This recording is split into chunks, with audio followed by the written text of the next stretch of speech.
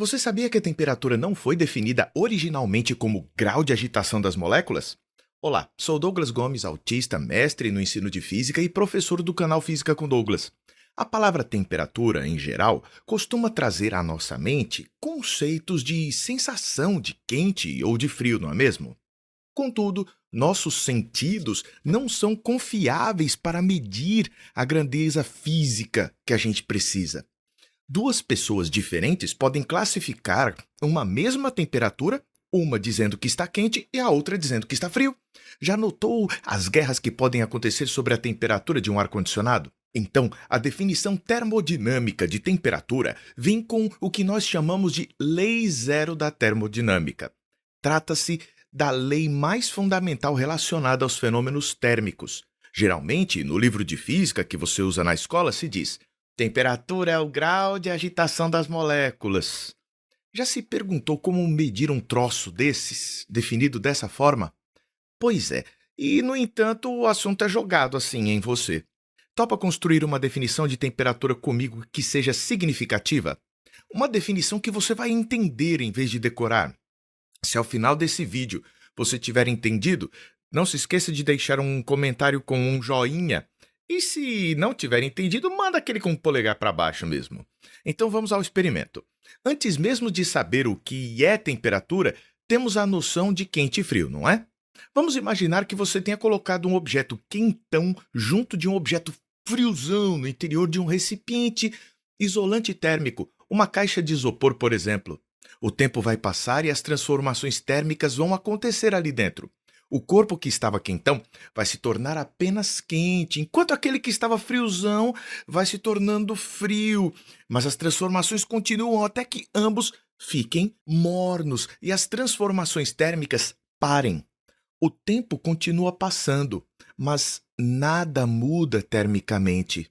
Nesse caso, dizemos que aconteceu o equilíbrio térmico. Dizemos então que dois corpos estão em equilíbrio térmico quando param as transformações térmicas entre eles no contato térmico. Esse tipo de experimento foi exaustivamente repetido até que se constatou um fato.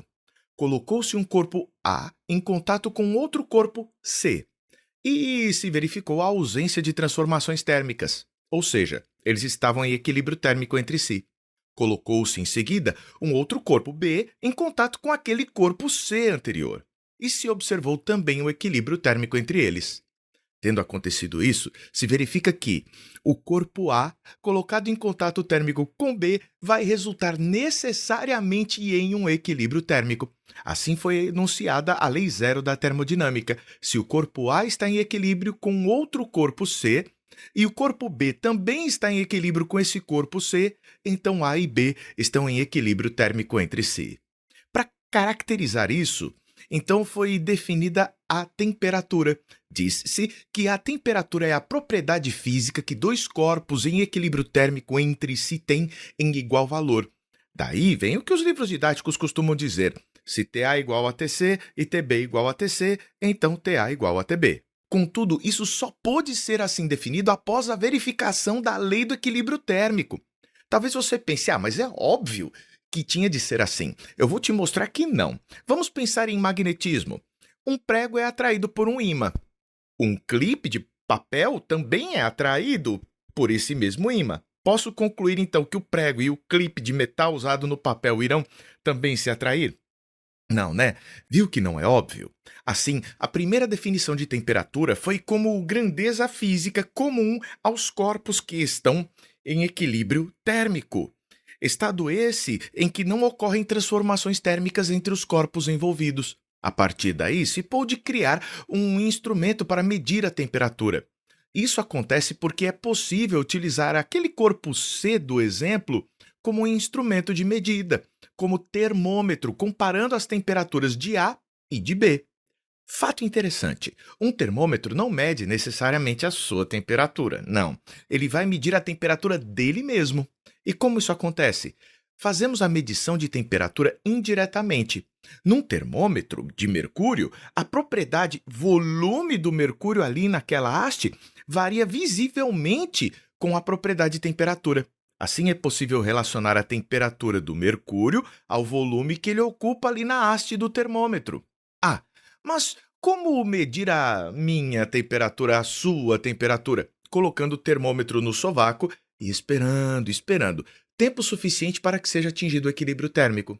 Com o tempo, o termômetro atinge a temperatura do seu corpo. Aí, ler a temperatura dele é o mesmo que ler a sua temperatura.